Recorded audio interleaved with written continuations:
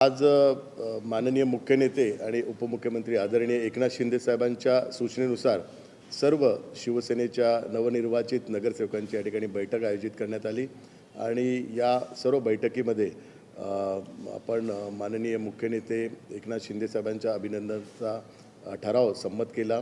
त्यांच्या नेतृत्वाखाली महानगरपालिकेत जे यश प्राप्त झालेलं आहे। दुसरा ठराव आम्ही माननीय मुख्य नेते माननीय उपमुख्यमंत्री एकनाथ शिंदे साहेबांच्या सूचनेनुसार आणि आदेशानुसार मुंबई महानगरपालिकेच्या शिवसेना पक्षाच्या गटनेतेपदी अमय घोले यांची सर्व संमतीने आपण नियुक्ती त्या ठिकाणी निवड करण्यात आलेली आहे। शिवसेनेचा आज ह्या सर्व गटनेतापदाची प्रोसिजर झाल्यानंतर थोड्याच वेळात भारतीय जनता पार्टीच्या नगरसेवकांच्या सोबत आम्ही कोकण आयुक्तांकडे जाऊन जी रजिस्ट्रेशनची प्रोसेस आहे ती प्रोसेस आज आम्ही कंप्लीट करणार आहोत आणि ज्या काही कायदेशीर बाबींच्या पूर्तता आहेत त्या पूर्तता आजच्या दिवसात आम्ही पूर्ण करणार आहोत। राहुलजी, आपल्या नोंदणीसोबतच अजित पवार राष्ट्रवादी पक्षाचे नगरसेवक हे सुद्धा नोंदणी आजच करणार आहेत का? मिसाटम यांनी तसं सांगितलेलं आहे।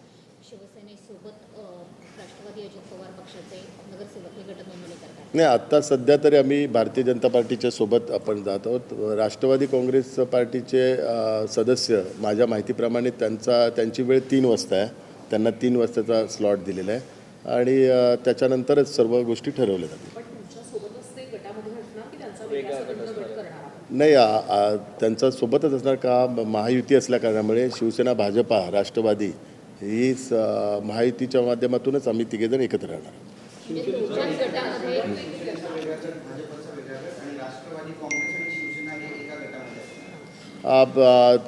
आपल्याला सर्व माहिती आहे की महानगरपालिकेचं जे संख्याबळ आहे त्या संख्याबळाचा जे गणित आहे ते गणिताचा बेनिफिट महायुतीला मिळावं त्या दृष्टिकोनातून आम्ही या संदर्भातला निर्णय घेत आहोत। दुपारीच या संदर्भातले निर्णय होतील। सध्या तरी तिन्ही पक्ष जे रजिस्ट्रेशन प्रोसेस आहे, कारण कोकण आयुक्ताकडे जे नगरसेवकांची नोंदणी आहे ती नोंदणी होत असते, त्याच्यानंतर जे गट किंवा आघाडी आहे त्याची जी प्रोसिजर आहे ती नंतरची प्रोसिजर असते।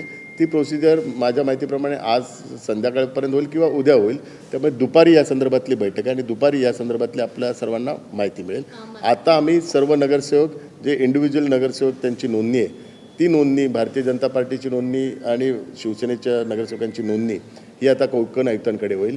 आज गटनेता शिवसेनेचा जो आहे तो आणि भारतीय जनता पार्टीचा गटनेता आणि 3 वाजल्यानंतर राष्ट्रवादी काँग्रेसचा जो काही गटनेता आहे या संदर्भातला जो काही निर्णय आहे तो निर्णय आम्ही त्या संदर्भातला घोषित करू।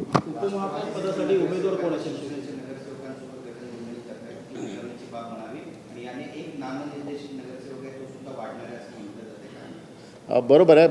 आपल्याला सर्वांना माहिती आहे की जे संख्याबळ आहे त्या संख्याबळाचा बेनिफिट सगळ्या वैधानिक समित्या आणि विशेष समित्यांमध्ये मिळावा, नामनिर्देशित सदस्यांमध्ये पण मिळावा, त्याकरता आम्ही हे सगळं जो काही निर्णय आहे तो निर्णय घेत आहेत।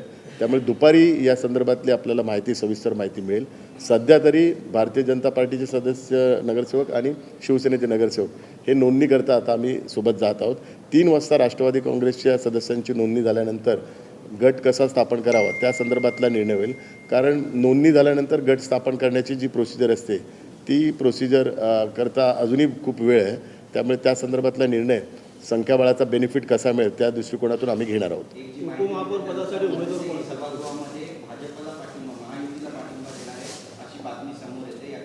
कोण? नाही, स्वागत आहे। महायुतीला पाठिंबा दिला तर स्वागत आहे। कल्याणला त्यांनी आम्हाला पाठिंबा दिलेला आहे तर त्यांचं आम्ही मुंबईत पण आम्ही स्वागत करू आणि त्यांच्या निर्णयाचं स्वागत करू।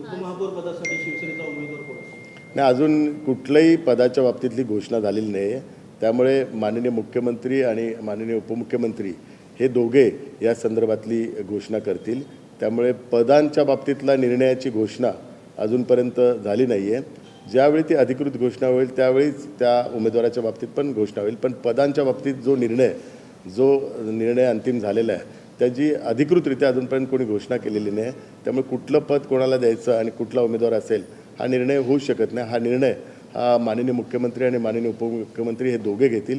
तो त्या दोघांचा अधिकार आहे आणि दोघे त्या संदर्भातली माहिती देतील। सुरुवातीची काही वर्ष महापौर पद मिळावं शिवसेनेला अशी भावना कार्यकर्त्यांची आहे, अनेक पदाधिकाऱ्यांची आहे।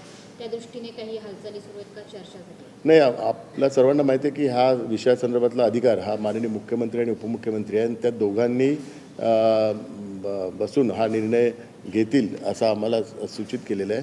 त्यामुळे ते दोघेही लवकरात लवकर ह्या संदर्भातला निर्णय घेऊन त्याची घोषणा करतील, कारण महापौर पदाच्या निवडणुकीची तारीख अजूनपर्यंत घोषित नाही झाली आहे. ज्यावेळी तारीख घोषित होईल त्यावेळी या संदर्भातली सविस्तर माहिती ही प्रसारमाध्यमांना दिली जाते. सर, एक थोडी क्लॅरिटी.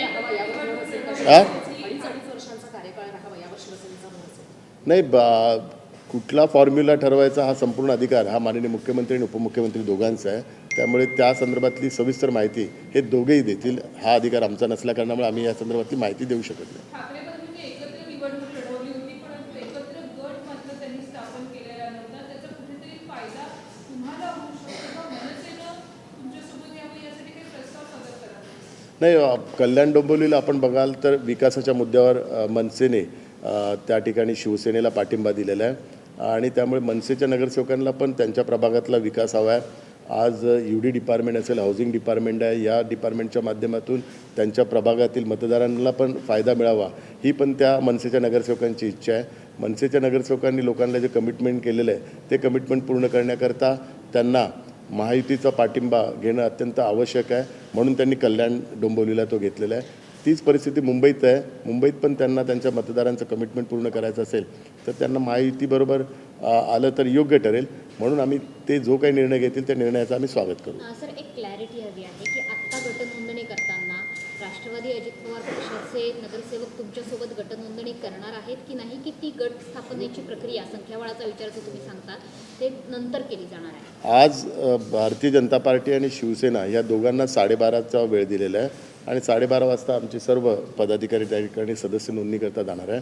राष्ट्रवादी काँग्रेस पार्टी हे 3 वाजता 3 किंवा 3:30 वाजता त्यांना नोंदणी करता वेळ दिलेला आहे. 3-3:30 वाजता त्यांची नोंदणी झाल्यानंतर एक बैठक घेऊन त्या संदर्भातला निर्णय आहे तो निर्णय घोषित करण्यात येईल.